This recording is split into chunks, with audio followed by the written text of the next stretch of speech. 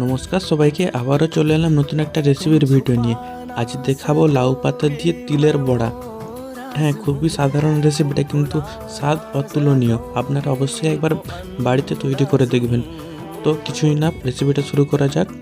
প্রথমে পরিষ্কার লাউ পাতাগুলোকে বেছে নিতে হবে, তারপরে তিল ও সামান্য কিছু পেঁয়াজ ও পোস্ত একটা মিক্সির মধ্যে পেস্ট করে নিয়েছিলাম। তারপর লাউ পাতার মধ্যে দিয়ে এইভাবে মুড়ে নিয়েছিলাম এবং সরষের তেলের মধ্যে এটাকে একদম আঁচ লো করে, গ্যাসের ফ্লেমটা লো করে 5 মিনিট ভালো করে ভেজে নিতে হবে। ভেজে নিলেই তৈরি হয়ে যাবে আমাদের লাউ পাতার বড়া। এই দেখুন, এরকম উল্টে পাল্টে দু সাইড ভালো করে ভাজতে হবে।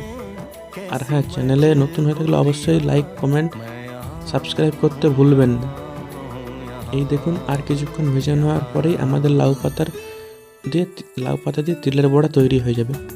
খুবই দারুণ একটা স্বাদের রেসিপি। ধন্যবাদ সবাইকে দেখার জন্য ভিডিও।